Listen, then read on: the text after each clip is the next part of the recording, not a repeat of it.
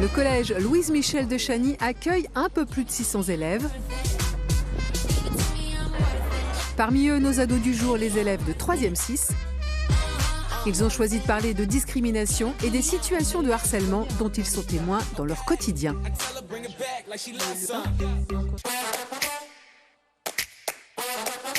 C'est un thème dont on entend beaucoup parler justement sur les réseaux sociaux, dans les médias. Je trouve qu'on ne parle pas assez des discriminations au sein de l'école. C'est un sujet quand même assez grave qui touche beaucoup de gens et peu de personnes en parlent. Souvent ça part du collège et après ça peut suivre au travail quand on est adulte.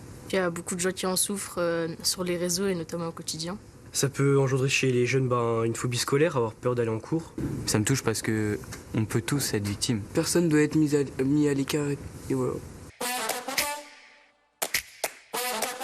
Une discrimination, c'est quand on est rabaissé par rapport à une différence. Les vêtements, la taille, la corpulence, le racisme. Par rapport au physique, au style ou par exemple à la couleur de peau, des choses comme ça. Si on ne porte pas de marque, on peut être discriminé parce que on est pauvre, on est riche. Ça peut partir d'un petit surnom jusqu'à des violences physiques. Par exemple, les insultes, c'est devenu une deuxième langue pour nous. Si on décortique les insultes, c'est pas sympa, c'est quelque chose de méchant. Et si c'est répété, les personnes ne vont pas forcément bien les prendre.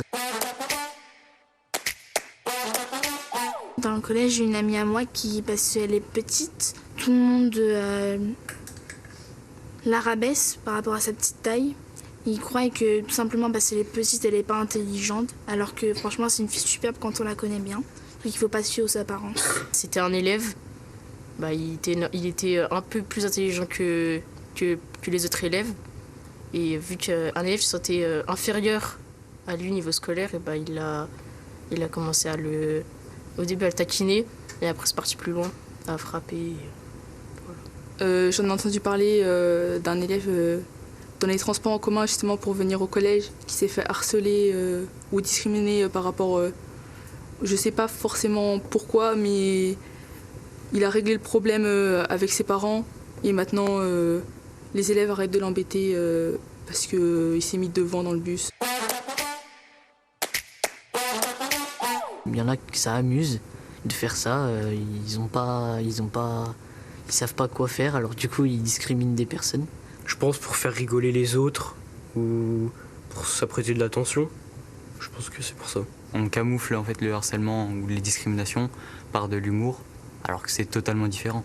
Ils ont peut-être vécu ça quand ils étaient plus petits, donc du coup ils veulent faire revivre la même chose aux gens ou pour montrer qu'ils sont supérieurs.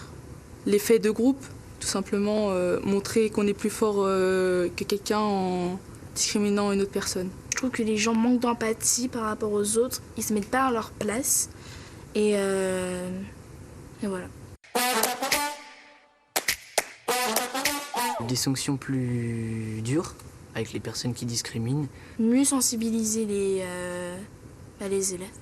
Une prévention plus développée. En parler plus aux adultes. Et les adultes doivent plus en parler parce que sinon ça fait rien. En parler au pire ses potes, si on n'ose pas y dire à nos parents, qui peuvent peut-être nos amis y dire à leurs parents. Ou autrement, le mieux c'est dire aux parents, aux adultes, et voilà. Si ça marche pas, c'est pas bien de se défendre, surtout par les coups, mais si tu peux pas, tu te défends. Au fait, France 3, que faites-vous des images que vous n'utilisez pas durant le montage ? Eh bien, elles sont stockées dans nos serveurs informatiques avant d'être effacées au fur et à mesure. Mais si elles ont un intérêt particulier, nous pouvons les archiver comme tous les reportages et les journaux que nous diffusons. Et nos documentalistes, dont je salue au passage le travail, les retrouveront en cas de besoin rapidement.